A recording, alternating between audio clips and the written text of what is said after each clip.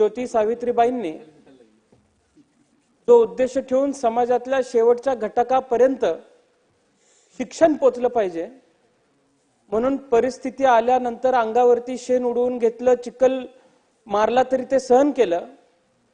आजची शिक्षण व्यवस्था बघितली तर ज्या उद्देशाने हे सगळं चालू केलं होतं ती शिक्षण व्यवस्था बघितल्यानंतर खरंच या दोन महात्मांनी भारतरत्न घेतला असता का, हा खरा प्रश्न मला अध्यक्ष महोदय त्या ठिकाणी पडतोय. की शिक्षणाची अशीच जर परिस्थिती राहिली तर मुलांना पुस्तकांऐवजी आपल्याला शाळेमध्ये डंपर चालवायला शिकवावं लागेल, बुलडोजर चालवायला शिकवायला लागेल.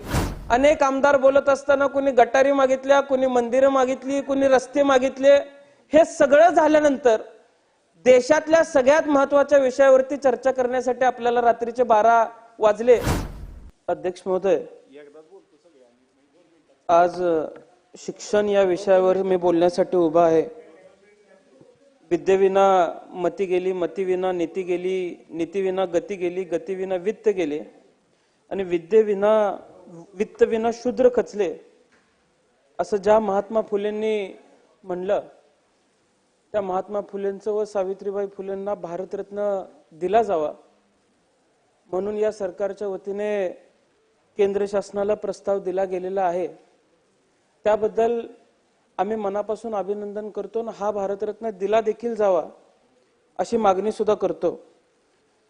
पण जो उद्देश ठेवून समाज सुधारक म्हणून काम करताना किंबहुना क्रांती ज्योती सावित्रीबाईंनी जो उद्देश ठेवून समाजातल्या शेवटच्या घटकापर्यंत शिक्षण पोचलं पाहिजे म्हणून परिस्थिती आल्यानंतर अंगावरती शेण उडवून घेतलं, चिखल मारला तरी ते सहन केलं. आजची शिक्षण व्यवस्था बघितली तर ज्या उद्देशाने हे सगळं चालू केलं होतं ती शिक्षण व्यवस्था बघितल्यानंतर खरंच या दोन महात्मांनी भारतरत्न घेतला असता का, हा खरा प्रश्न मला अध्यक्ष महोदय त्या ठिकाणी पडतोय. अध्यक्ष महोदय, शिक्षण हा प्रत्येकाच्या आयुष्यातला एक कणा असतो. माझ्यापूर्वी जे सदस्य बोलत होते त्यांनी सांगितल्याप्रमाणे एखाद्याचं भविष्य 15, 20, 25 वर्षामध्ये एखादी व्यक्ती काय शिक्षण घेते याच्यावरती घडत असतं. आणि अध्यक्ष महोदय, ग्रामीण भागामधली अनेक उदाहरणं मी तुम्हाला सांगू शकतो. फक्त शिक्षणामुळे त्यांच्या आयुष्यामध्ये फरक पडलाय. या शिक्षणाचे दूरगामी परिणाम एखाद्याच्या आयुष्यावरती होत असतात. मग त्याच्या गावाला त्याचा फायदा होतो, तालुक्याला होतो, जिल्ह्याला होतो, राज्याला होतो, देशाला होत असतो.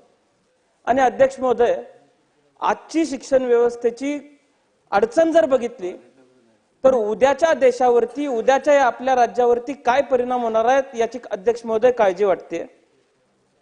आज जर या व्यवस्थेवरती दुर्लक्ष जर आपण सर्वांनी मिळून केलं तर मंत्री महोदय, मी आपल्याला एक गोष्ट खात्रीनिशी सांगतो की शिक्षणाची अशीच जर परिस्थिती राहिली तर मुलांना पुस्तकांऐवजी आपल्याला शाळेमध्ये डंपर चालवायला शिकवावं लागेल, बुलडोजर चालवायला शिकवायला लागेल. राज्यातल्या बातम्या आम्ही बघतोय, कुदळ फावड्या घेऊन काहीतरी उकरायला निघालेले आहेत, डंपर घेऊन राख ओढतायत. हीच सगळी परिस्थिती आम्ही राज्यात बघतोय. आणि जर शिक्षण मिळालं नाही तर शिक्षण नाही मिळालं म्हणून उद्या हीच करायची वेळ आपल्या राज्यातल्या मुलांवरती येणार आहे. या मते अध्यक्ष महोदय दुसरं काही मत असेल आपलं असं मला वाटत नाही. अध्यक्ष महोदय, ASER चा रिपोर्ट आला आणि या अहवालानुसार महाराष्ट्राचं एक विदारक चित्र शिक्षणाच्या संदर्भातलं आपल्या सर्वांसमोर उभं राहिलेलं आहे. त्या दिवशी उत्तरातल्या भाषणामध्ये मुख्यमंत्री उत्तर देत असताना प्रत्येक क्षेत्रात आम्ही इतर राज्यांपेक्षा कसं पुढे सांगत होते. पण ASER चा जो अहवाल आलाय त्यामध्ये राज्यातल्या शिक्षणाच्या संदर्भामध्ये एक भयानक परिस्थिती या सगळ्याच्या माध्यमातून संबंध राज्याच्या समोर आली आहे. सरकारी शाळेमध्ये जाणाऱ्या विद्यार्थ्यांच्या टक्केवारीमध्ये 2022 मध्ये जी टक्केवारी 67.4 होती ती आज 2024 मध्ये 60.9% झालेली आहे. निष्कर्ष काढले गेले तर या निष्कर्षामध्ये एक गोष्ट लक्षात आली, 39% मुलांना अध्यक्ष महोदय गणित सोडवायला येत नाहीत, इंग्लिश वाचायला येत नाही, 9वी 10वीच्या विद्यार्थ्यांना इंग्लिश लिहिता येईना आणि वाचता येईना अशी परिस्थिती निर्माण झालेली आहे। मग अध्यक्ष महोदय, माझ्या पूर्वी बोलत असणारे जे सदस्य आहेत, मी त्यांना सांगू इच्छितो आणि सर्वांना सांगू इच्छितो की कुठल्या एका घटकाला आपण इथं जबाबदार धरून चालणार नाही। किंबहुना शिक्षण मंत्री इथं बसलेले आहेत म्हणून या सगळ्या परिस्थितीला शिक्षण मंत्री जबाबदार आहेत असं म्हणूनही चालणार नाही। समाज म्हणून, समाजाभिमुख म्हणून आपण सगळ्यांनी एकत्र यावरती काम केलं पाहिजे। ज्या दुरुस्त्या आपण सुचवलेल्या आहेत त्या निश्चितपणाने स्वागतार्ह आहेत, पण समाज म्हणून कुठेतरी आपण एकत्रितपणाने जर या क्षेत्रामध्ये उतरलो तर या गोष्टीमध्ये, या क्षेत्रामध्ये ज्या सुधारित गोष्टी होणं आवश्यक आहे त्या व्हायला वेळ लागणार नाही अध्यक्ष महोदय, असं आम्हाला सर्वांना वाटतंय। या निष्कर्षामध्ये एक गोष्ट अत्यंत खात्रीपूर्वक जाणवली, कौशल्य विकासावरती आपल्या राज्यातल्या अर्थसंकल्पामध्ये मोठ्या प्रमाणात खर्च केला जातोय, पण आज ग्रामीण भागातल्या शाळांमध्ये कौशल्य विकास आधारित कुठलेही शिक्षण दिलं जात नाही। विद्यार्थीही त्यात इंटरेस्ट घेत नाहीत। जी गोष्ट आवडीने शिकवलीच जात नाही ती गोष्ट आवडीने शिकलीही जाऊ शकत नाही। अध्यक्ष महोदय, आपण सर्वांनी उद्याचा देश घडवत असताना कौशल्य विकास का महत्वाचा आहे याची जबाबदारी जाणीव इथल्या प्रत्येक सदस्याला आहे, आणि असं असताना आपण सर्वजण कौशल्य विकासाला सुद्धा किती महत्व दिलं पाहिजे अध्यक्ष महोदय कुठेतरी ठरवण्याची आवश्यकता आहे।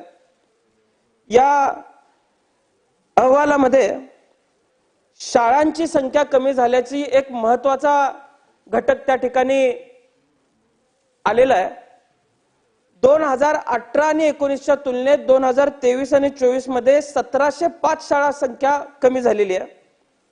त्यामध्ये शासकीय शाळा 876 कमी झाल्यात, प्रायव्हेट शाळा 785 कमी झालेल्या आहेत, इतर शाळा 690 कमी झालेल्या आहेत। आता प्रायव्हेट शाळांचा आकडा अध्यक्ष महोदय इतका असण्याचं कारण असं आहे की काही शाळा अनधिकृत होत्या आणि अनधिकृत शाळांचा पेव फुटल्यामुळे कदाचित या प्रायव्हेट शाळांचा आकडा जास्त असेल। काळजी करण्याची गोष्ट अध्यक्ष महोदय शासकीय शाळा बंद होत असतील तरच आहे। आता अध्यक्ष महोदय, मला आपल्या नजरेसमोर एक गोष्ट आणून द्यायची आहे की तेलंगणा सारखं राज्य तिथल्या विद्यार्थ्यांना डिजिटल कोडिंग विदाउट कम्प्युटर शिकवतं। आज आपलं राज्य इतर क्षेत्रांमध्ये त्यांच्याशी तुलना करत बसतंय, पण शिक्षण क्षेत्रामध्ये दक्षिणेतल्या काही राज्यांची तुलना आपण आपली का करू नये? अध्यक्ष महोदय, मी फार काही मोठं किंवा वावगा आपल्या समोर बोलणार नाही, पण आज प्राथमिक शाळांची स्थिती सांगायची झाली तर 1,04,499 प्राथमिक शाळांपैकी 10,397 शाळांमध्ये अद्यापही पिण्याच्या पाण्याची सोय नाही। 11,181 शाळांना संरक्षक भिंत नाही। 29,050 प्राथमिक शाळा व उच्च माध्यमिक शाळांना संगणक व्यवस्था नाही। 7,419 शाळांना ग्रंथालय नाही। 5,881 शाळांना विद्युत जोडणी सुद्धा अध्यक्ष महोदय नाही। मी काल परवा माहिती घेतली तर विद्युत जोडणी नाही, ज्या शाळांना विद्युत जोडणी आहे शाळांनी हे विद्युत बिल भरावीत असा GR नव्यानं काढला गेलेला असं मला समजलं। मी सहज विचारलं कुतूहलतेपोटी की हे बिल कशातनं भरलं जातं, तर त्या शाळेतल्या शिक्षकांनी प्राचार्यांनी मला सांगितलं की सैदिल जे आपलं अनुदान दिलं जातं, साधील अनुदान, जे अनुदान अध्यक्ष महोदय मी विचारलं कशा आधारे मिळतं तर मान्य शिक्षकांच्या आधारे हे अनुदान मिळतं। अध्यक्ष महोदय, माझ्या मतदारसंघातलं जर एक उदाहरण द्यायचं म्हणलं तर गव्हाण म्हणून गाव आहे, 8 शिक्षक मान्य असलेली शाळा आहे, 12,000 रुपये वार्षिक साधील अनुदान इथं मिळतं।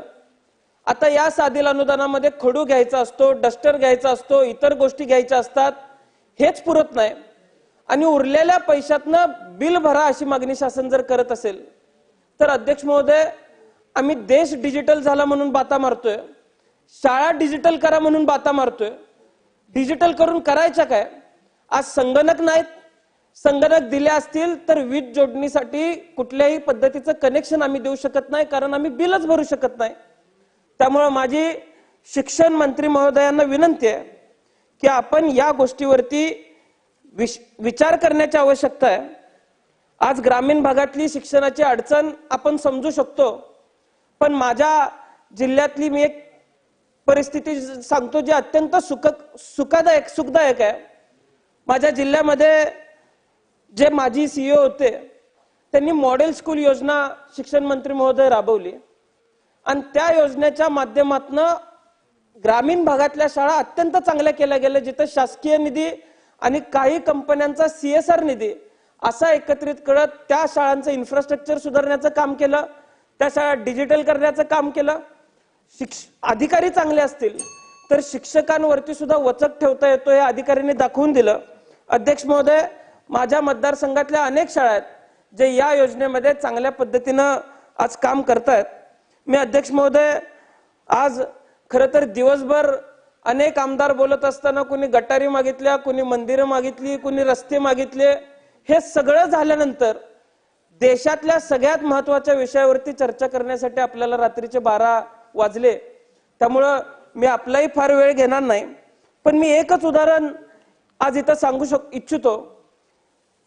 अनेक कारणं असतील, शाळा बंद केल्या जात आहेत, विद्यार्थी कमी आज त्या ठिकाणी होत आहेत, पण जपानची जशी पद्धत शिक्षण व्यवस्थेची आपण घेतलेली आहे तशी एक पद्धत आपण घेण्याची आवश्यकता आहे।